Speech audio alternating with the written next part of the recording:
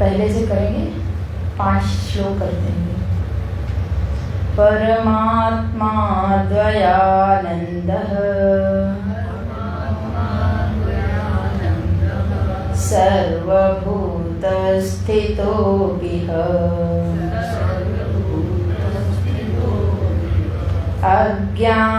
अज्ञानेनावृतो दृष्टः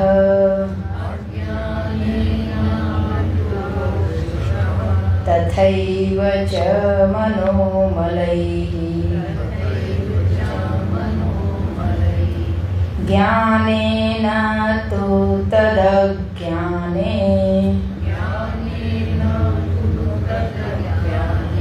नष्टे भाति स्वयं हि सः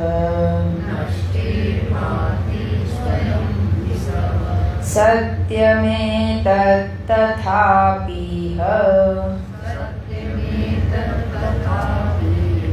कष्टमेकं च वर्तते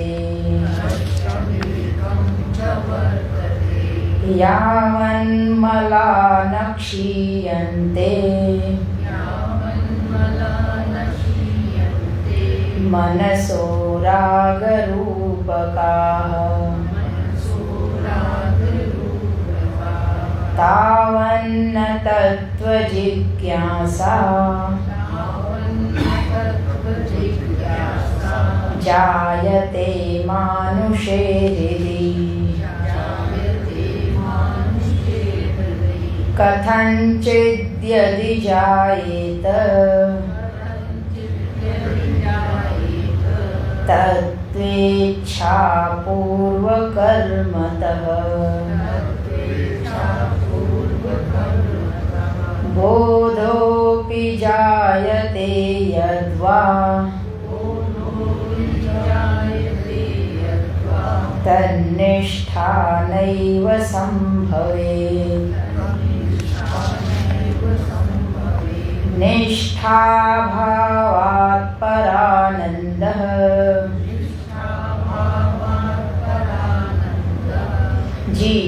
जीवन्मुक्तस्य योगिनः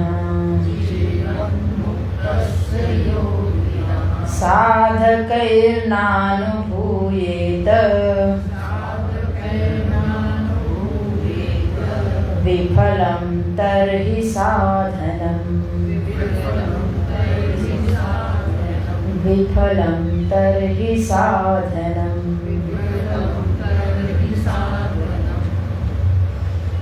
परम पूज्य गुरु जी के द्वारा कृत यह ग्रंथ में मन की शुद्धता के परिणाम पर विचार किया जा रहा है। 5 श्लोकों में ये अपने आप में पूरा विषय प्रस्तुत कर दिया है। इसमें पहले परमात्मा की स्तुति की गई है। परमात्मा का स्मरण करके हम जब किसी कार्य में प्रवेश करते हैं तो निश्चित सफलता मिलती है, एक बात। दूसरी बात है, हमारा जो अहंकार है, मैंने किया, वो पीछे चला जाता है, बिल्कुल पीछे चला जाता है।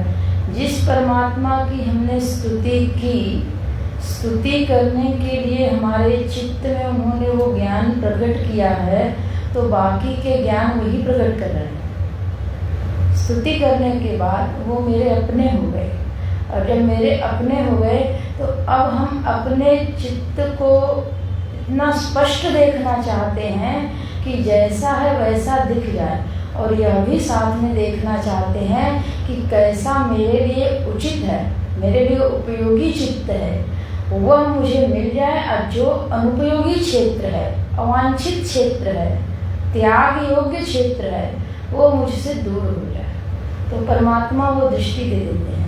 तो काव्य में वो अगर प्रवाहित हो तो कहते हैं काव्य में प्रवाहित हो तो चित्त में और सरलता से वो चीज़ें ग्रहण हो जाती हैं। काव्य रचना इसीलिए की जाती है कि कोई विषय शीघ्रता से ग्रहण हो जाए। गद्य में चिंतन हम कर सकते हैं, लेकिन उसको पूरा यथावत वाक्य वैसे ही स्मरण नहीं कर सकते हैं। काव्य को यूँ ही याद कर सकते हैं और चलते फिरते गा सकते हैं। और गाते समय क्या होगा कि गाना का मनोरंजन भी मिल जाएगा, और दूसरा है कि जो उस विषय को प्रस्तुत कर रहा है काव्य, जिस विषय को भी, वो विषय हमारे सामने हर समय जीवंत बने रहेंगे। तो परमात्मा की स्तुति के बहुत फायदे हैं। अपना कर्तृत्व शिथिल होता है, कार्य निर्विघ्न पूरे होते हैं, और जब कार्य पूरे होते हैं तो उसमें जिस आनंद की अनुभूति होती है वो परमात्मा रस की अनुभूति होती है, क्योंकि परमात्मा उसमें बैठे हुए हैं और उनकी उपस्थिति मालूम पड़ती है। तो हमको अपने आप को पीछे करना है, जो हमारा अहंकार है, परमात्मा को सामने प्रस्तुत करना है। और जब परमात्मा सामने प्रस्तुत होते हैं तो बड़े से बड़ा कार्य बड़ी सहजता से हो जाता है। और जब सहजता से हो जाता है तो हम यही तो चाहते हैं, जो काम हाथ में लें वो काम हो जाए। लेकिन जब हम अपनी सामर्थ्य से करते हैं तो परेशान होते हैं, परमात्मा को उसमें जोड़ते हैं। प्रभु पता नहीं, ये जैसे ही संकल्प आए उसी दिन तय कर लें कि हे प्रभु, ये जो संकल्प आया है ये आपका है। हमने तो कभी सोचा ही नहीं था। जैसे विचारों को ही ले लें तो हम अगले क्षण क्या सोचेंगे हमको तो पता नहीं है, लेकिन अगले क्षण अगर जो विचार आया है, भक्ति प्रबल होती जाए, प्रगाढ़ होती जाए, तो आपने ही तो दिया, और आपका संकल्प है तो पूरा करने में भी सहयोग आप ही करेंगे। किन किन से मिलाएंगे वो आपकी योजना। हाँ, हमारे लिए जो बनेगा वो आपकी योजना में हम अपनी सेवा देने को तत्पर, वो सेवा आप ही करवाएंगे। इस तरीके से जब बिल्कुल अपने को पीछे करके परमात्मा से चित्त को सराबोर कर दें, भिगो दें, तो कार्य आराम से हो जाता है और उस कार्य में आनंद होता है। फिर ये कहते हैं जब हम लोग, अरे हमने नहीं किया, प्रभु ने करवा लिया, सब उनकी इच्छा है, तो उस कहने के पीछे भी एक ट्यून होता है कि कहते तो हैं लेकिन सच बात नहीं है भीतर। और जो सच में प्रभु को समर्पित करके करते हैं, उनके शरण में रह के करते हैं, उनके कहने के भाव में वो चीज़ें छलक जाती हैं, दिख जाती हैं। तो ये हम भीतर टटोलें, ये हर व्यक्ति अपना अपना टटोल सकते हैं। हम देखें कि हम जब करते हैं और यह कहते हैं कि प्रभु ने करवा लिया, तो क्या करते समय और कहते समय चित्त में प्रभु उपस्थित रहे, या फिसल गए, बाद में वो वाक्य दोहराया गया। तो ये बाद में दोहराने से भी धीरे धीरे अभ्यास से प्रभु आते हैं, क्योंकि बहुत दूर हो गए हैं ना अभी, तो अभ्यास करने से आ जाएंगे। और जब आ जाएंगे तो फिर दिखने लगेगा कि वही बल दिए। जैसे कोई काम होता है ना, एकाएक बुद्धि आ जाती है, अरे ऐसे नहीं ऐसे करना चाहिए, ये एकाएक कहाँ से आया। तो जब हम उनके शरण में हैं तो वही देते हैं। तो इस प्रकार से परमात्मा का स्मरण करके वेदांत में हमारा प्रवेश कैसे हो, वेदांत को हम कैसे अपने जीवन में धारण करें। तो कहते हैं कि अज्ञान के द्वारा वेदांत विषयक जो ज्ञान है वो ढका हुआ है। तो चूंकि अज्ञान से ढका हुआ है तो अज्ञान का विपरीत ज्ञान है, ज्ञान के आने पर वो हट जाएगा, उसका जो आवरण है वो हट जाएगा और वो ज्ञान प्रकाशित हो जाएगा। तो जो अज्ञान रूपी आवरण पड़ा हुआ है, ये अज्ञान रूपी आवरण प्रगाढ़ कैसे हो गया और पड़ा ही रहा, इसको हटाने के लिए हम जो तत्पर हैं, तो कहाँ हमको चोट करनी है। तो कहते हैं कि वो मन पे करनी है। मन में मलिनता आई और मलिनता के कारण ये जो अज्ञान है ये प्रगाढ़ होता चला गया। तो जो शुद्ध ज्ञान है वो हट गया, और शुद्ध ज्ञान के हटते ही हम भ्रमात्मक ज्ञान को सही ज्ञान मान लिया। ये बात है। जो भ्रमात्मक ज्ञान है यानी कि पारमार्थिक ज्ञान से भिन्न ज्ञान और कुछ नहीं, व्यवहारिक ज्ञान के रूप में वो सही ही होगा, लेकिन हम पारमार्थिक ज्ञान की बात कर रहे हैं। जगत की जो सत्ता है ये व्यवहारिक सत्ता है, व्यवहारिक रूप में ये व्यवहार करना है और ये सत्य है। हम जिसको माता पिता भाई बहन मान रहे हैं, माने नहीं रहे, वो हैं, और उनके प्रति जो हमारे कर्तव्य हैं, जो दायित्व हैं, वो हैं। उनके साथ जो भावनात्मक एक संबंध है वैसा ही होना चाहिए। ये व्यवहार के रूप में है। लेकिन अगर वही शुद्धतम रूप से होगा तो परिणाम क्या होगा?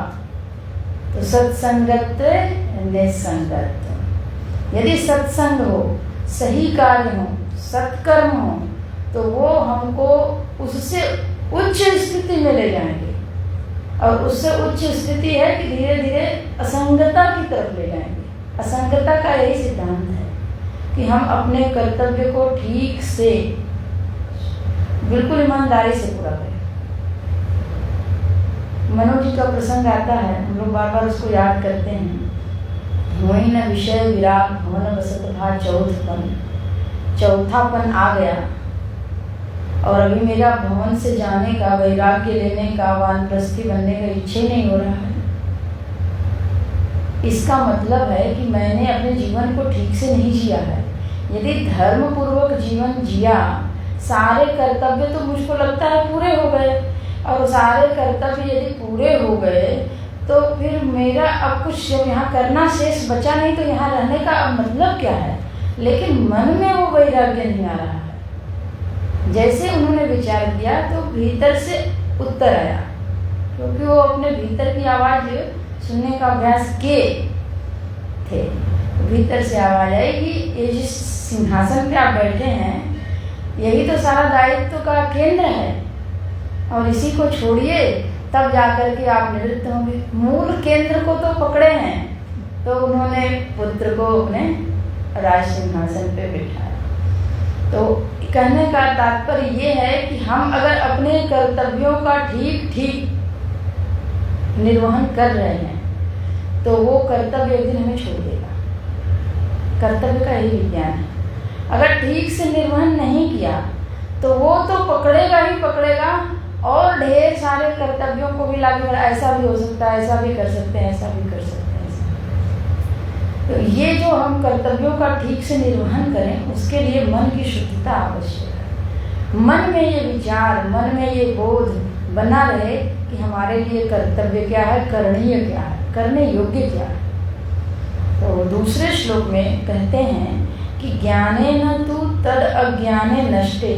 जिस अज्ञान के कारण, मन की मलिनता से जो अज्ञान आया, उस अज्ञान के कारण जो ज्ञान ढक गया और परमात्मा की प्राप्ति नहीं हुई, परमात्मा का दर्शन नहीं हुआ। दर्शन शब्द से लगता है कि भगवान मेरे बहुत करीब हैं और हम उनको देख पा रहे हैं, लेकिन देखने के लिए वही ज्ञान चक्षु ही चाहिए। कुल मिलाकर के बात वहीं जाती है, समझ पे। प्रारंभ में जो आया था, तो अच्छा ये भी बात है, इंद्रिय गोचर होते हैं प्रभु, लेकिन ज्ञान में पहले तो आए, तब तो पहले हम समझे। तो जैसे कि ये काष्ठ है, सबसे पहले हम यह तो जाने कि ये काष्ठ है, ये ज्ञान हो तब तो इसको देखेंगे, जैसे ही वैसे पहचान जाएंगे। ऐसे ही प्रभु अत्यंत भक्ति से इंद्रिय गोचर होते हैं। माता कौशल्या के आंगन में खेलते हैं तो भगवान सब कुछ करते हैं, लेकिन उनके विषय में ठीक ठीक ज्ञान होना चाहिए। अज्ञान का नाश होगा, और ज्ञान जैसे ही नाश होगा तो ज्ञान आ जाएगा और वो प्रकट हो जाएंगे। ज्ञान के आने पर प्रभु प्रकट होते हैं, अज्ञान के द्वारा वो ढके रहते हैं। ये दो बातें पक्की हो गई। तो आज अगर प्रभु हमारे सामने नहीं है तो हम भी अज्ञान में हैं, और ये अज्ञान जितना छटता जाएगा उतना प्रभु की कृपा महसूस होती जाएगी। लगेगा कि कहीं आसपास कोई ऐसी शक्ति है जो मेरी मदद कर रही है। शुरुआत में ऐसे ही होता है। तो भगवान पे भरोसा करके लोग निकलते हैं कि भगवान हैं और वो मेरा साथ देंगे।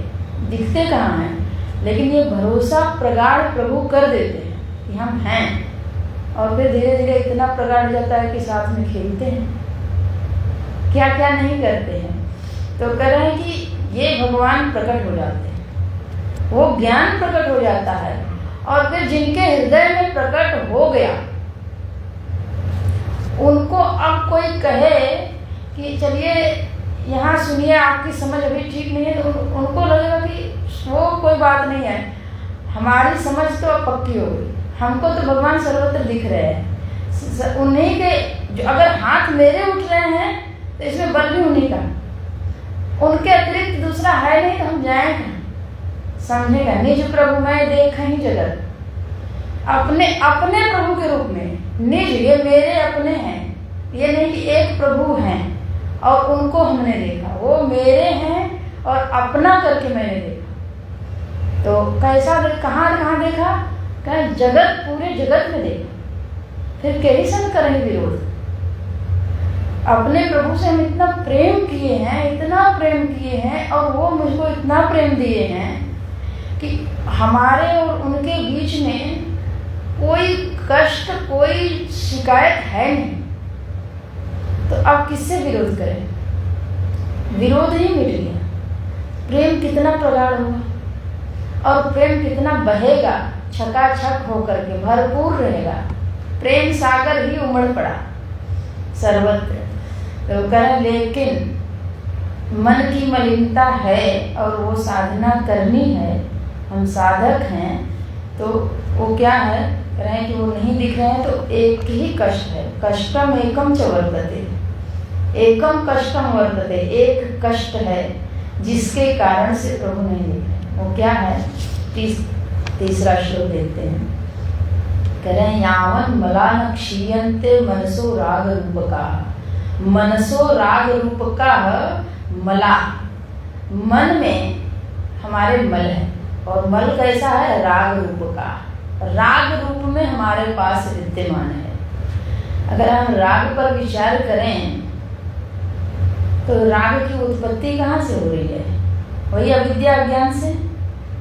पहले अविद्या अज्ञान है, फिर अस्मिता है, अस्मिता के बाद राग है, फिर द्वेष है, फिर अभिनिवेश है। ये उसी के बच्चे हैं। तो कह रहे हैं कि ये जो राग है ये मन में जा करके बैठ गया। उस राग के पूर्व में आता है अस्मिता, तभी राग आएगा। मैं हूँ क्या हूँ? तो मैंने अपनी जो पहचान बना रखी है, एक पिंड से, एक देह से तादात्म्य किया, और एक देह से तादात्म्य करने के बाद उस देह का जो वर्ण है, जो आश्रम है, जो उसका ज्ञान है, जो उसके संबंधी हैं, जो उसका बल है अपना, उनसे तादात्म्य किया। तो अब अगर समझ अच्छी है जिस विषय में, तो मैं इस विषय का विद्वान हूँ, मेरे पास इतना बल है, मेरा अपने शरीर का स्वयं का बल है, और मेरे संबंधियों का कितना बल है? इतना बल है। और उन सारे बलों का हम उपयोग करते नहीं हैं, लेकिन है इसलिए अभिमान है कि कोई हमारा कुछ कर नहीं सकता है। हम बलवान हैं, हम विवेकी हैं। इस फील्ड में तो हम बहुत अच्छे जानते हैं, और कोई इसमें इस विषय में हमसे बात करे तो हम सब बता सकते हैं, सब कर सकते हैं। तो ये जो बल और विवेक, सामर्थ्य आई, शक्ति आया, इन सारी शक्तियों को लेकर के हमने अपनी एक पहचान बनाई है। और वो पहचान इसीलिए अस्मि, अहम अस्मि, मैं ये हूँ, और इससे भिन्न कोई मुझे देखता है तो वो मुझे ठीक नहीं जानता है। और हम उसको अपने बारे में बता के रहेंगे कि हम क्या हैं, हम कैसे हैं। तो ये चलता रहता है। तो करें ये जो मैं ऐसा हूँ और दूसरा नहीं जानता है, मेरा अपमान करता है। अपमान और सम्मान, मान माने होता है मैंने अपना एक निश्चित माप बनाया है, यही मैं हूँ। उससे कोई ज्यादा मुझे आंकता है तो सम्मान हो गया, उससे कम आंकता है तो अपमान हो गया। तो ये अपमान और सम्मान मेरे बनाए हुए मान पर आधारित है। और जब मेरे बनाए हुए मान से कोई कम या ज्यादा आंकता है, तो कम आंकता है तो द्वेष होगा, कष्ट होगा, उससे दूर रहने का मन करेगा।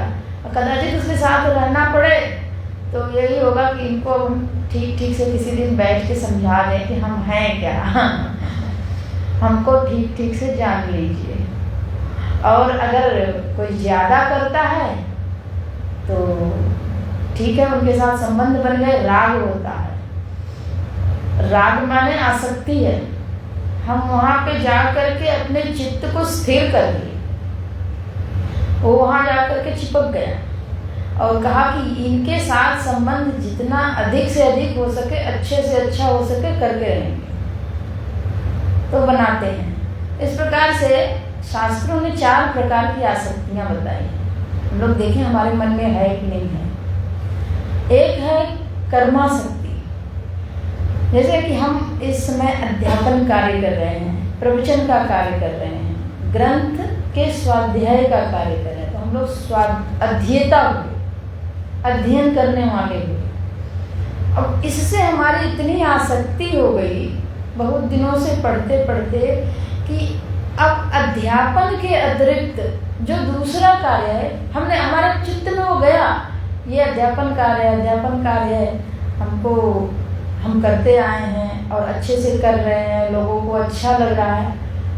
अब ये मन में ऐसा बैठ गया, इस कर्म के एक कर्म ने मुझको पकड़ लिया, और इसके अतिरिक्त जो दूसरे कोई कार्य हैं वो हमको दिया जाए, हम कहेंगे कि अरे ये क्या, अब हमारा तो आप लोग अपमान ही कर रहे हैं, जो मुझे करना नहीं चाहिए वो करवा रहे हैं। तो ये है कि एक कर्म को हमने अपना माना और उससे आसक्त हो गए, यही मेरा कर्म है और इसी को हम करना चाहते हैं। तो कर्मासक्ति है, कर्म के प्रति आसक्ति। प्राय सबसे जो समाज में बड़ा कार्य होता है, उच्च कार्य होता है, उस कर्म को करना चाहते हैं। सफाई का कार्य भी होता है, वो भी करना, उसको न करने से हम अगर बैठे, सफाई कार्य नहीं हुआ है, हम बड़ा कार्य करना चाहते हैं, तो वहाँ बैठ पाएंगे क्या? तो जो कोई भी उदार चित्त वाला होता है वो हर कर्म को उतना ही महत्व देता है। अगर किसी ने किया है तो ठीक, अगर जिसने किया है उसके भी कर्म उतने ही महत्वपूर्ण हैं जितने कि हमारे। तो सबके प्रति एक सहानुभूति का स्वभाव हो जाएगा, सहानुभूति का भाव बनेगा कि ये भाव सबके प्रति, किसी का काम निकृष्ट नहीं है। तो जब किसी का ऐसा जब दृष्टिकोण होता है, किसी का काम निकृष्ट नहीं है, तो एक कर्म के प्रति आग्रह थोड़ा कम हो जाता है। जरूरत पड़ने पर हम कर सकते हैं और नहीं तो नहीं करते हैं। तो जो कोई भी आग्रही है, ये मेरा पद है, ये मेरी पोजीशन है, जो सबसे बड़ा होता है उसी को हम पाना चाहते हैं, और उसको पा लिए तो छोटों को कुछ नहीं समझते हैं। तो ये मन में मलिनता को पैदा करता है। अगर छोटों के कर्तव्यों को ही हम उतना ही महत्व दें, उनके साथ हम उतना ही संबंध प्रगाढ़ रखें कि नहीं, इनकी भी जो जिम्मेदारी है वो हमारे कार्यों में उपयोगी है, सहयोगी है, ये अगर कार्य न करें तो आज हम यहाँ पे बैठ करके अपना कार्य पूरा नहीं कर सकते हैं। जैसे इस कैंप में हम लोग ये श्रवण साधना कर रहे हैं, तो किचन वाले अपना कार्य ना करें तो क्या हो सकता है? वो अपना काम करें, हम अपना काम करें, सब लोग अपने अपने कामों में लगे रहें, तभी जा करके इस व्यवस्था को सही तरीके से किया जा सकता है। और जब ऐसी व्यवस्था में हम देखें तो हमारा कर्म भी उसमें एक हिस्सा बन रहा है। समग्र रूप से जो कार्य हो रहे हैं उसमें एक हिस्सा मात्र में, तब जा करके उस कर्म में थोड़ा आग्रह बुद्धि कम होगी। लेकिन मैं यही करूं, इसके अतिरिक्त दूसरा नहीं, और दूसरा कोई इसके अतिरिक्त मुझको पहचाने भी नहीं, कहे भी नहीं। जरूरत पड़ने पर घर में हर तरह के कार्य किए जाते हैं, लेकिन ऑफिस में जाके हर तरह के कार्य नहीं कर सकते। वही करेंगे जो मुझे करना है, और वो भी हम तब करेंगे जितनी मात्रा में करना उतने ही करेंगे, इससे ज़्यादा नहीं करेंगे। लेकिन जब अपना कार्य हो, अपने घर के कार्य हो, अपना स्वयं का बिजनेस हो, तो उसमें कोई मात्रा निर्धारित नहीं होती है। उसमें दिन रात कितने घंटे लगेंगे उसका कोई समय निश्चित नहीं होता है। तो ऐसे एक आग्रही है, कर्म के प्रति आग्रह हो, समाज कल्याण के लिए हो, तो वही कर्मासक्ति उचित है। गुरुदेव कर्म किए, हम लोग आज कितना साधना कर रहे हैं। उन्होंने उस कर्म को पहचाना जो समाज से बहुत दूर हो चुका था, और उन्हें लगा कि मेरे भीतर एक जैसा साधक था, लेकिन वो अवसर नहीं पा करके पल्लवित पुष्पित नहीं हुआ, बढ़ा नहीं, और निकल पड़ा कि साधु क्या करते हैं उसकी खोज के लिए। तो मुझको वो जगह मिली जहाँ मेरे भीतर का साधकत्व जी उठा। तो पता नहीं ऐसे कितने साधक होंगे इस भारत में, इस पूरे विश्व में। उन्होंने तो पूरे विश्व में काम किया। कितने साधक होंगे जो हिमालय में नहीं आ सकते हैं, जो संतों के पास अपना समय नहीं दे सकते हैं। तो क्यों ना हम उनके पास चलें, और जो साधक होंगे वो आ जाएंगे, जो नहीं होंगे वो आ करके भी चले जाएंगे। और गुरुदेव ने ऐसा ही किया। तो आज हम लोग कितने कृतज्ञ हैं गुरुदेव के प्रति। जो ज्ञान हम सपनों में नहीं सोच सकते कि मिल सकता था, वो जागृत अवस्था में मिला है। स्वप्न की तो बात ही क्या करना है। और मिला ही नहीं बल्कि उसको स्थिर करने के लिए बार बार गुरुजन स्वामी जी लोग आग्रह करते हैं कि आप अपनी साधना बढ़ाइए, साधना बढ़ाइए, भक्ति बढ़ाइए, और अधिक से अधिक इसमें समय दीजिए, क्योंकि अभी जो ज्ञान है वो पूरा नहीं, इसको जितना आप इसमें डूबेंगे उतना ही नया नया रस मिलेगा।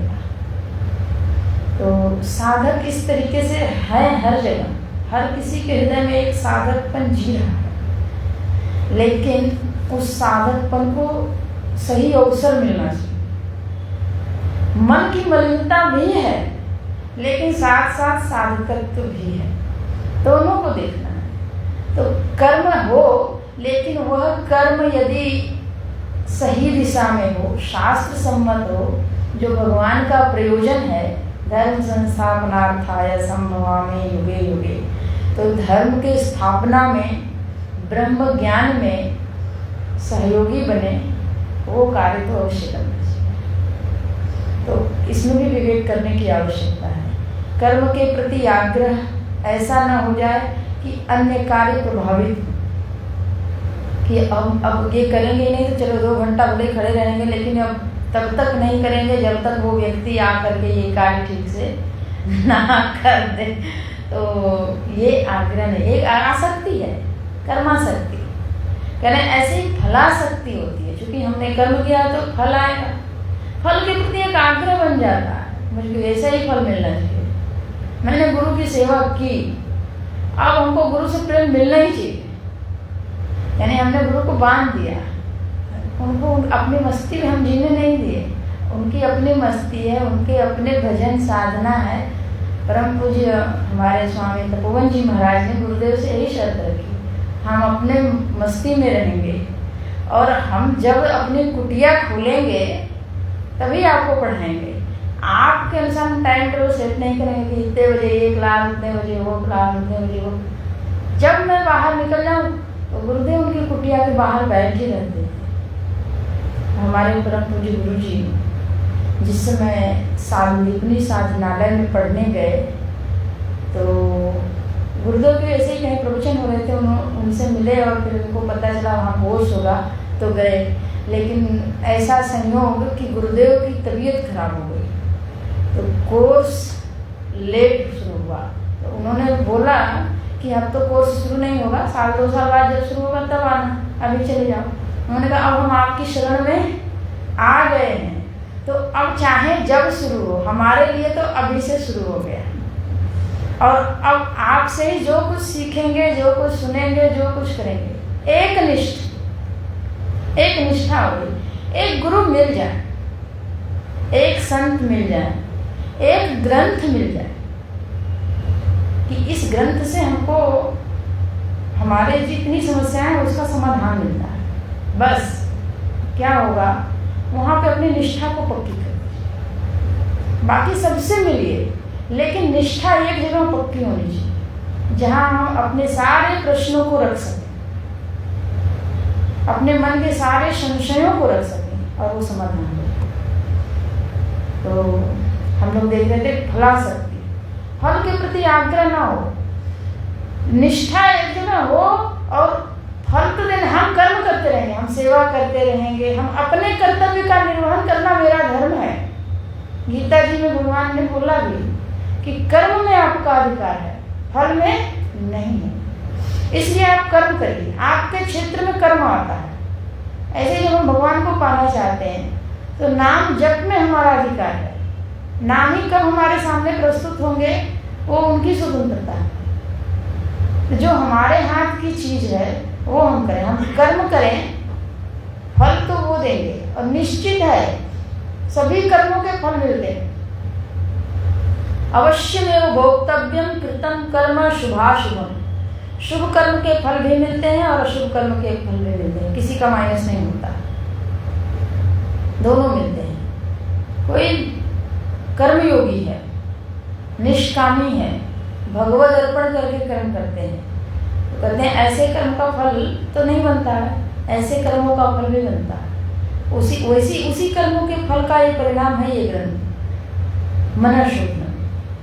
कह रहे हैं कि मन की शुद्धता, अंतःकरण की शुद्धता उस कर्म का परिणाम है। जिनको कोई फल नहीं चाहिए, तब भगवान ने देख लिया कि अब इनको संसार की वस्तु नहीं चाहिए, तो जब संसार की वस्तु नहीं चाहिए फिर भी ये कर्म कर रहे हैं, मेरी सेवा कर रहे हैं, मेरी पूजा कर रहे हैं, मेरी उपासना कर रहे हैं। मेरी पूजा कहने का तात्पर्य है कि हमारा चित्त कितना उदार है, एक मूर्ति में कर रहे हैं, बड़ी पक्की निष्ठा, अच्छी बात है।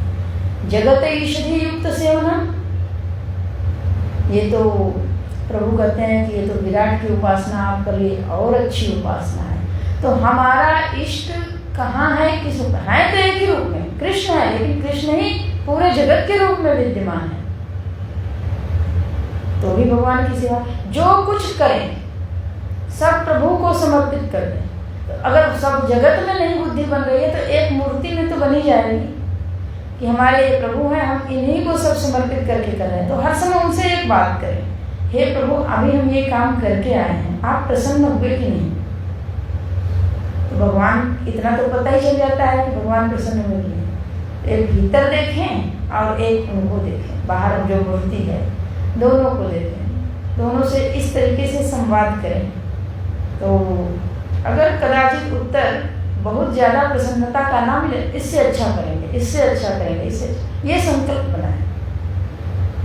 तो जब हम संकल्प बनाएंगे तो अंतःकरण की शुद्धि, भगवद अर्पित कर्म का परिणाम ही है कि जब आपको संसार नहीं चाहिए फिर भी आप मेरे लिए कर्म कर रहे हैं, तो आपका फल ये होगा कि जो अंतःकरण में अब वासना है ना, उसको हम धीरे धीरे हटाएंगे। और उस वासना, वही वासना रूपी मल है, उसको हटाते चले जाएंगे तो अंतःकरण शुद्ध हो जाएगा। तो यावन मला न क्षीयन्ते, जब तक क्षीण नहीं होता तब तक तत्व जिज्ञासा नहीं होती। तावत न तत्व जिज्ञासा जायते, तब तक उस तत्व के प्रति, उस प्रभु को जानने की इच्छा नहीं जागती कि हे प्रभु अब कुछ नहीं चाहिए, अब तो केवल आप ही चाहिए। आप कैसे हैं, आप अपने को हमारे सामने प्रकट कर दीजिए। आपका स्वरूप कैसा है, आपका रूप कैसा है, आपका गुण कैसा है, आप कौन कौन सी लीलाएं करते हैं, आप कहाँ रहते हैं, आपका धाम कहाँ है, आपके कौन कौन से नाम हैं। जब हम लोग नाम पे चिंतन करते हैं तो भगवान के हजारों नाम पे चिंतन करते हैं, तो उन नाम में उनके कोई लीला समाई होती है, कोई गुण समाया होता है। तो कहीं उनके धाम को लेकर के होता है, कहीं किसी भक्त के उद्धार को लेकर के होता है, कहीं तत्व, केवल निर्गुण निराकार तत्व का निरूपण होता है। तो भगवान के उन्हीं नामों में उनके सारे रूप समाये हुए, और सारे नामों में एक शब्द है, श्रुति में आता है, अकारो ही सर्ववाक। अस्वर है ना, ये ऐसा कौन सा नाम है जिसमें अ नहीं है? सब में है। तो कहते हैं ओम में भी अ है, अ जो है वो सर्वगत है, कोई ऐसी जगह नहीं है जहां अ नहीं है जिस नाम में ना हो। तो प्रभु का वो सारे नाम में प्रभु तो समाये हुए हैं। लेकिन जो हमारी भक्ति बनती है प्रभु के नामों में बनती है, प्रभु के नाम का स्मरण करें,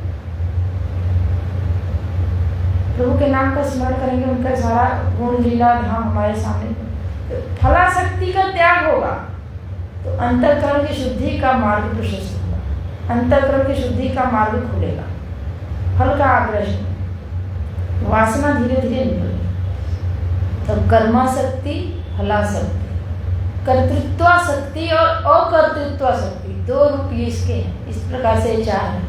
कर्तृत्वाशक्ति ये है, जैसे कि अभी हम लोग श्रोता बनकर के श्रवण कर रहे हैं, हमने सुना, मैंने अपने मन को बड़ा एकाग्र किया, अरे इतनी सारी व्यवस्था ना होती, माइक ना होता, ये हाल ना होता, और हाल के इर्द गिर्द कुछ परेशान करने वाले लोग नहीं रहेंगे, तभी तो हम सुन पा रहे हैं। और ये बनाया किसने व्यवस्था? भक्ति है तो भगवान ने बनाया है। हम लोग को शांति शांति शांति 3 बार करते हैं, इसीलिए करते हैं कि एक तो हमारा शरीर स्वस्थ हो। आज हम सुन पा रहे हैं, शरीर स्वस्थ है, भगवान की बड़ी कृपा है। बाहर का परिवेश परेशान न करे, हमको ये कार्य करने दे, ये भगवान की बड़ी कृपा है। कोई प्राकृतिक आंधी तूफान ये वो कुछ ना आ जाए, घर का चिंता ना आए, क्योंकि वहाँ क्या हो रहा है, कैसे हो रहा है, इन सारी चिंताओं से मुक्त करके यहाँ पे हमको ठीक से बिठाए हैं। सब कुछ सब जगह ठीक है, तभी हम ठीक से बैठे, और सब जगह सब कुछ ठीक है, ये किसने किया? ये प्रभु ने किया, निमित्त मात्र हम हैं। तो ऐसे जब प्रभु कर दिए हैं, तो आज हम श्रवण कर पा रहे हैं। चिन्मय मिशन जैसे संस्था में आकर के, जहाँ नित्य वेदांत के गूढ़ विषयों का ही श्रवण होगा, चाहे भक्ति का कोई ग्रंथ लिया जाए, वेदांत के 2-4 वाक्य वो आ ही जाएंगे, 2-4 का ज्यादा ही आ जाएंगे। तो कुल मिला करके हमारे ब्रह्म के प्रति गति कराने का जो अवसर है, ये संयोग बनाना किनका काम है? प्रभु का। हम तो चिन्मय मिशन को जानते तक नहीं थे, और आज चिन्मय मिशन हमारा परिवार बना हुआ है। ये कार्य किसने किया? प्रभु ने किया। वहां तो चिन्मय मिशन का कोई ज्ञान यज्ञ भी नहीं होता, बिना ज्ञान यज्ञ के संपर्क हुआ है, बिल्कुल अनजान जगह छलांग लगाया गया। तो ये सब किसकी कृपा है? प्रभु की कृपा है। भगवान ऐसे संयोग बनाते हैं, लेकिन भीतर एक इच्छा होती है, क्योंकि हम उसी जगह पे जाते हैं, संयोग वहीं बनता है जो इच्छा हमारे भीतर किसी रूप में कभी न कभी पनपी हो। हमने इच्छा की हमें सत्संग मिलना चाहिए, लेकिन हमारे ज्ञान के अनुरूप मिलना नहीं, हमारी समझ के अनुरूप मिलना, जैसा हम चाहते हैं वैसा सत्संग मिलना। सब जगह सत्संग हो रहे हैं, वहाँ गए, अरे हो तो रहा ठीक है, ऐसा मुझे ऐसा हमें नहीं चाहिए, वहाँ गए, अच्छा वहाँ वो भी नहीं, ऐसे सत्संग चाहिए था तो हम सत्संग की तलाश में थे, जहाँ सत्संग हो रहा था वहाँ जा रहे थे, लेकिन हमारा मन पूरी तरह से बैठा कहाँ? वहाँ बैठा जहाँ उसके अनुरूप विषय मिला, उसके अनुरूप चिंतन मिला। तो इस प्रकार से कर्तृत्वाशक्ति आसक्ति है कि हमने ऐसा कर्तव्य किया, प्रयास किया, परिश्रम किया, उद्यम किया, तब जा करके ये हुआ। लेकिन अगर भक्ति है तो ये आसक्ति नहीं आएगी, ये सारे संयोग प्रभु ने बनाए। हम लोग तो मिशन में सुन के तब जा करके ये सारे प्रभु को मानने, तो ये था आखिर किया तो हमने ही, लेकिन वो बोले कि आपने किया, आपके घर में अन्य किसी ने क्यों नहीं किया? इस प्रश्न का क्या जवाब है? इसके भीतर ये हुआ कि भीतर आपके जो प्रभु थे, आपके भीतर ये इच्छा थी कि हम प्रभु से मिलें, और वो इच्छा सुप्त थी, मंद थी, जैसी भी थी। प्रभु को लगा कि चलिए इस बच्चे ने किया इच्छा, इसको एक बार मिला के देखते हैं। उन्होंने मिला दिया। आपके घर से, हम सभी के घर से कई लोग आते हैं, लेकिन कोई वहाँ टिक के रह जाता है, कोई आता है, एक शिविर अटेंड किया चला जाता है, दूसरा किया चला जाता है, एक ग्रंथ पढ़ लिया काफ़ी है, एक दिन का सत्संग सुन लिया काफ़ी। कोई है अरे नहीं नहीं अब तो वहीं जाना है, ये किसने किया? ये भीतर बैठे प्रभु ने किया कि नहीं, आपकी प्यास नहीं बुझेगी, आपके प्यास ही ऐसी। हमने अपने भीतर के प्यास को पहचानने में उस प्रभु से मदद ली और प्रभु ने उसको पहचानवा दिया। तो कर्तृत्वासक्ति जो है शिथिल पड़ेगी। अन्यथा ये कर्तृत्वासक्ति, यदि कर्तृत्व ये मेरा ही कर्तव्य है और हम ही करेंगे, इस परिवार को हम ही चलाएंगे, अगर हम नहीं रहेंगे तो ये बिल्कुल बिखर जाएगा, टूट जाएगा। भगवान की भक्ति हो तो बिल्कुल ये बात नहीं आएगी। भगवान की सृष्टि है तो भगवान ने अपनी सृष्टि में ही उसको भी एक हिस्सा बनाया, उनको कैसे चलाना है वो चला लेंगे। हम अगर सहयोगी बन सकते हैं तो उनके प्रयोजन को समझें, उनकी दृष्टि को समझें और उनकी दृष्टि में अपना योगदान करें। धर्म संस्थापनार्थाय संभवामि, वो धर्म की स्थापना के लिए आते हैं तो हम धार्मिक बने, हम धर्मपूर्वक कार्य करें। प्रभु हमसे क्या चाहते हैं वो हम अपना पहचाने और करें। और अकर्तृत्वासक्ति कहते हैं बार बार आत्मा करता है करके हम बिल्कुल आत्मा को जाने नहीं और आत्मा में बैठ गए कि हम तो अकर्ता हैं, तो करें ये अकर्मण्यता की स्थिति कहीं ना हो रही हो, इसकी भी पहचान होनी चाहिए। और अकर्मण्यता हमने कुछ किया ही नहीं, हम कुछ, ये भी अभिमान आ जाता है हमने कुछ नहीं किया, हम कुछ नहीं करेंगे। करें कि ये भी कोई बहुत बड़ी अच्छी चीज नहीं है। आप अकर्मण्य की स्थिति में न जाइए, करते हुए आप अकर्तृत्व की स्थिति में जाइए। अकर्तृत्व की स्थिति में यदि पहले दिन बैठ गए हैं तो निश्चित है पीछे की वासना एक दिन प्रकट होगी, और जब वो वासना प्रकट होगी तो आप पतित होंगे।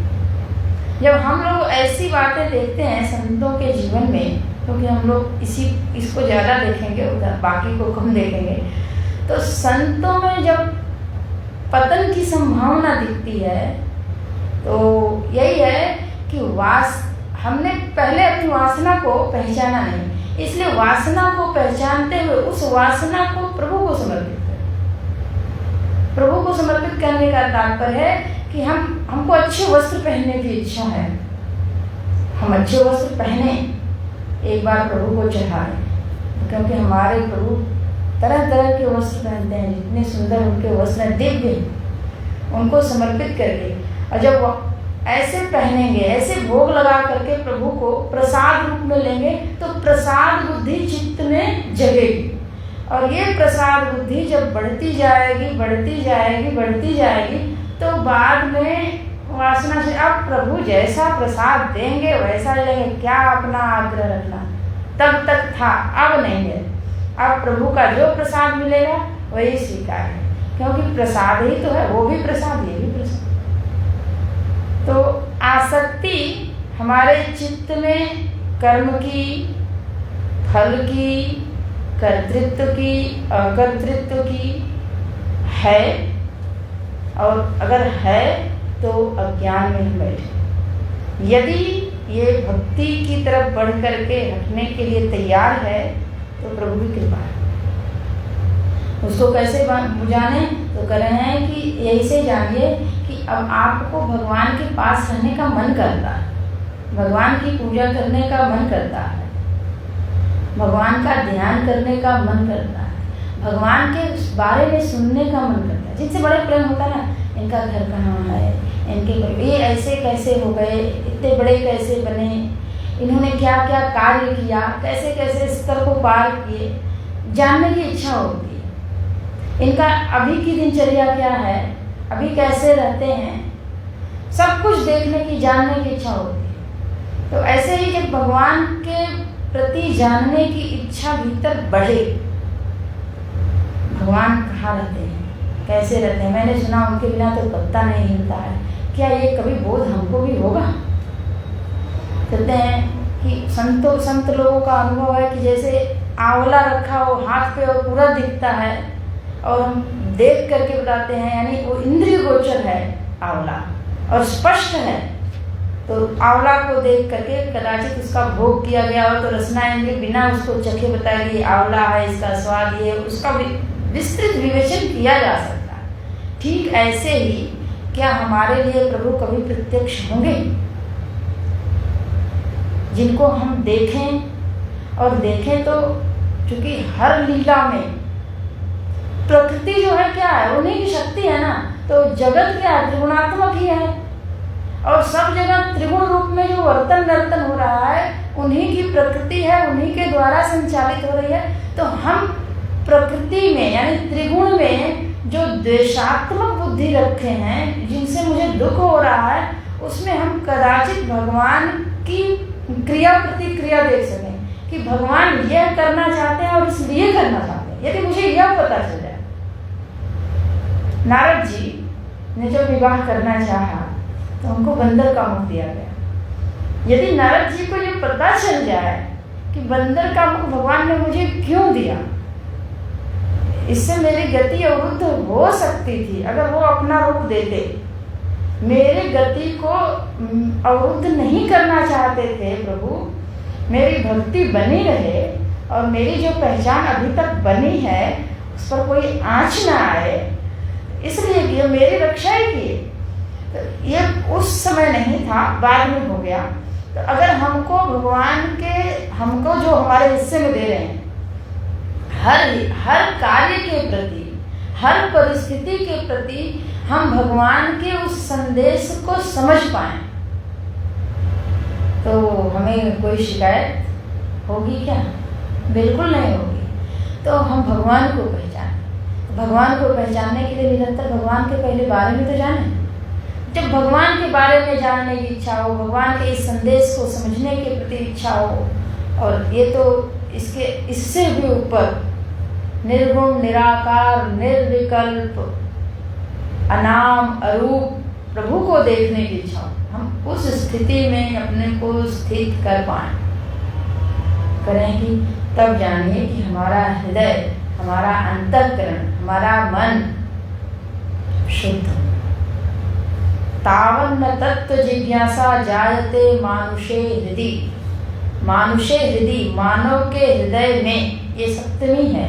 जैसे हम पृथ्वी पर बैठे हैं तो आधार जिसका है, जहाँ हम हैं हर समय, वो हमारा हृदय देश है। उस हृदय देश में तत्व की जिज्ञासा आकर के बैठ जाए। अब तत्व चिंतन के अतिरिक्त, तत्वान्वेषण के अतिरिक्त मुझे और कुछ नहीं चाहिए, क्योंकि हमने संतों से सुना है, शास्त्रों का अध्ययन किया है, उसमें पता चला है कि जीव का एकमात्र लक्ष्य है तत्व जिज्ञासा। जीवस्य तत्व जिज्ञासा, तत्व की जिज्ञासा करनी चाहिए। तो हमारे हृदय में वो तत्व के प्रति जिज्ञासा क्यों नहीं हो रही है? राम जी के बारे में यही सारे लोगों का प्रश्न है, क्या ये दशरथ नंदन ही है कि अब दशरथ नंदन है तो ब्रह्म कैसे, और यदि ब्रह्म है तो ये दशरथ नंदन कैसे? ये रोते हैं, गाते हैं, हर मानवीय विकारों से ग्रस्त हैं। तो उस प्रभु के प्रति यह भाव आ जाए, तत्व के रूप में वो कैसे हैं और इन सारे विकारों को कर रहे हैं तो कैसे असंग होकर कर रहे हैं। प्रभु सदा असंग होकर करते हैं।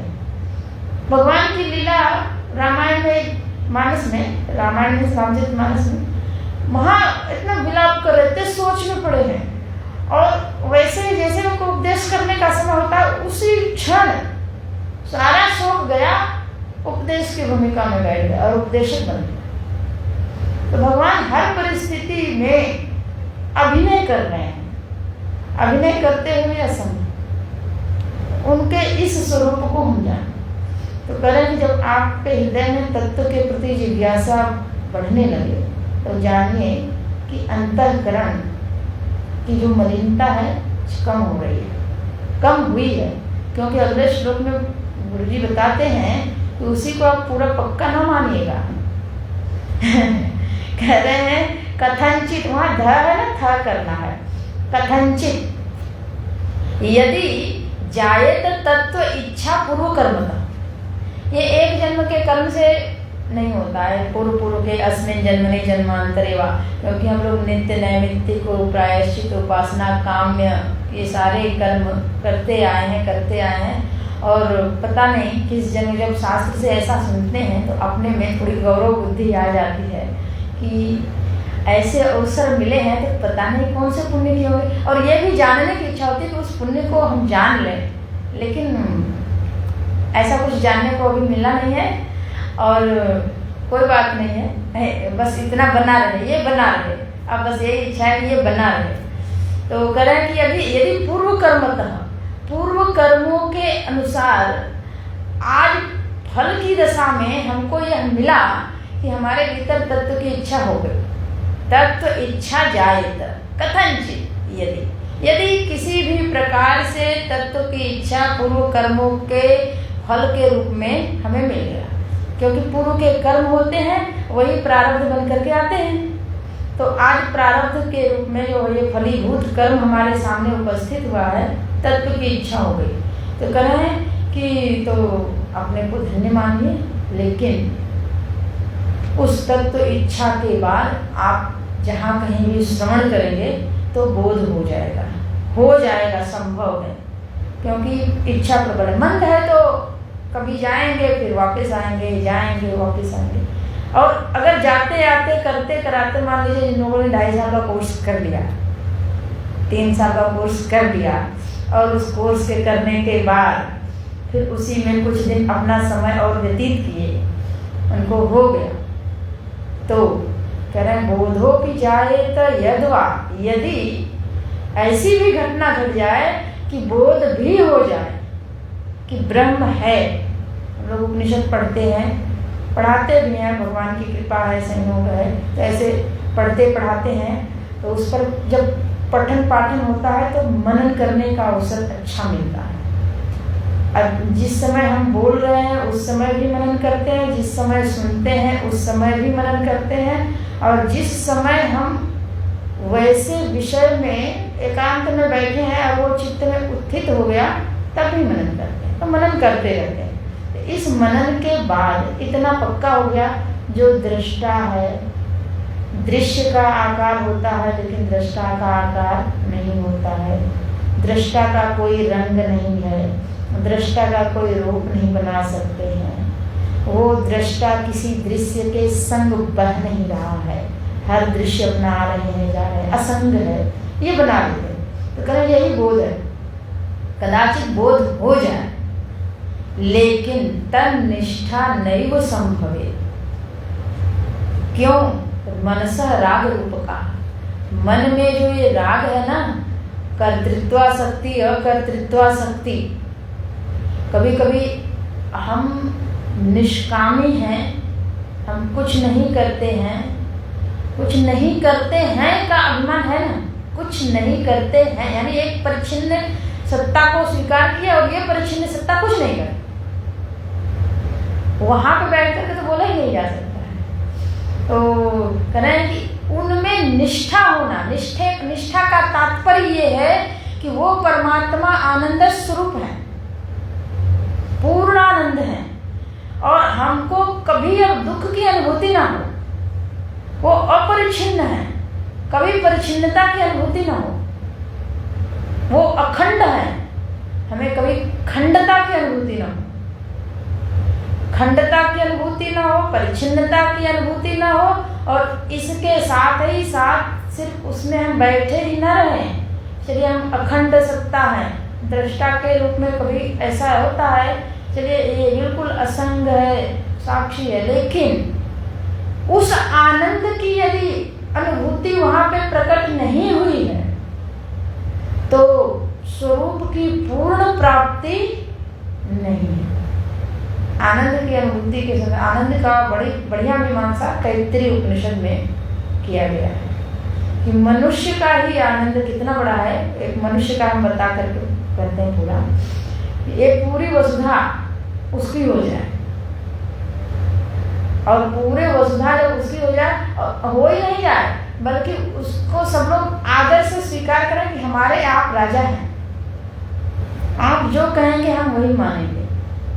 जैसे आपका घर में, पूरी वसुधा पे नहीं, घर में जहाँ आप काम करते हैं वहाँ पे आप सबसे ऊंचे पद पे हैं और पद पे हैं, वो तो पद मिल गया, लेकिन यह है कि सभी लोग आपको रेस्पेक्ट भी कर रहे हैं, उसी दृष्टि से देख रहे हैं। और यहाँ तक कि बार बार आग्रह करें, आप जो कहेंगे हमको लगेगा वही सही और हम लोग वही करेंगे, उसके अतिरिक्त कुछ नहीं करेंगे, यानी पूर्ण सम्मान मिल रहा है। तो एक जो आनंद की अनुभूति होती है उसी को विस्तृत करके कहते हैं पूरी वसुधा पे आपका एक छत्रराज है और सब कुछ आपके अनुरूप चल रहा है। ऐसा तो किसी एक मनुष्य को मिलना दुर्लभ है। फिर इससे कई गुना कई कैटेगरी बताई गई है वहाँ, और उसमें जाकर के सबसे उत्तम है ब्रह्मानंद। ऐसे आनंद की अनुभूति के लिए ही ये लिखा है निष्ठा, कि उस परमात्मा का, उस ब्रह्म का, उस अद्वैत सत्ता का हम बोध प्राप्त करें, उसके बारे में श्रवण करें, जानने की इच्छा करें, और जब जान लें तो उसमें निष्ठा हो जाए। सब दर्शन भगवान रमण महर्षि का ग्रंथ है। प्रथम श्लोक में सबसे अंतिम पंक्ति है, तत्र स्मृतिस्तत्र दृढ़ैव निष्ठा। उनकी स्मृति, उनका स्मरण हो रहा है, उनका चिंतन हो रहा है, वो हमारे बोध में आ गए हैं। इसका यही एक मात्र परिणाम है कि उसमें निष्ठा हो जाए। अन्यथा आप तो स्वरूप को कभी त्याग सकते नहीं। मैं तो मैं बना ही रहेगा, लेकिन मैं मनुष्य हूँ, मैं विद्वान हूँ, मैं बलवान हूँ, मैं स्त्री, मैं पुरुष, मैं ब्राह्मण, मैं क्षत्रिय, ये मैं विभिन्न रूप लेके आता है। ये जो मैं विभिन्न रूप लेके आ रहा है, इस विभिन्न रूप को तो हटाना है, लेकिन वो जो मैं है वो मैं मात्र, और वो मैं आनंद स्वरूप है। ये निष्ठा कह रहे हैं कि ये हो जाए तो समझिए बात पूरी। अगर ये नहीं हुआ तो बात पूरी नहीं हुई। और जहाँ तक आप चले हैं चलते ही रहिए, चलते रहिए, पीछे न जाइए। ये नहीं कि अभी जब इतने दिन से चल रहे हैं हुआ नहीं, अरे हुआ नहीं तो क्या छोड़ देने से थोड़ी हो जाएगा। होगा तो तभी जब तक हम इसमें ये मन के जो मन है ना, इनको जब तक दूर नहीं करेंगे, दूर करने का प्रयास मेरा है। उसमें सहयोगी अगर जितना भक्ति की दृष्टि होगी, जितना हमारा भक्ति परिपक्व होगा, सहयोगी बनेंगे परमात्मा। भगवान सहयोग करते हैं, उन्हीं की कृपा से ये सब दूर होंगे, उन्हीं की कृपा से निष्ठा भी होगी। तुम्हारी कृपा तुम्हें रघुनंदन, आपकी ही कृपा से आपको ही जानते, आपको जानने चले तो जैसे हम आपको जानने चले, आप जब कृपा करके अपने बारे में जितना बताएंगे उतना ही जानेंगे, हमारे बारे में आप जाने, हम जितना बताएंगे उतना ही। ऐसे ही परमात्मा के बारे में जानना हो तो उनके बारे में जब जानना हो तो जाना कहाँ है? हृदय देश में। ये स्मरण रखना है। परमात्मा को जानने के लिए वो हृदय देश में निवास कर रहे हैं, वहीं जाना है। अंतर्यामी रूप में वो सबसे बड़े सुहृद बन के बैठे हुए हैं, और हमको यही भाषा अच्छी लगती है। कोई हमको डांट के बोले तो अच्छा नहीं लगता है, कोई उपेक्षा की दृष्टि से देखे तो अच्छा नहीं लगता है। तो बाहर जो परमात्मा है वो तो राजावत है, कर्म फल दाता है, जैसा कर्म किया वैसे फल देंगे। लेकिन भीतर जो है ना वो सुहृद रूप से सदा विद्यमान है। हर समय वो सखा रूप में बैठ करके सिखाते हैं, ये गलती हो गई, ये कोई बात नहीं, ऐसे कर लेना, ऐसे कर लेना, ऐसे कर लेना। तो उस परमात्मा को हम भीतर ढूंढें और भीतर ढूंढ करके उनमें निष्ठा प्राप्त करें, जितना हो सके जितना हो सके। आज की कक्षा यही पूरा करते हैं। हरिओम। ओम पूर्णमदः पूर्णमिदं पूर्णात् पूर्णमुदच्यते पूर्णस्य पूर्णमादाय पूर्णमेवावशिष्यते।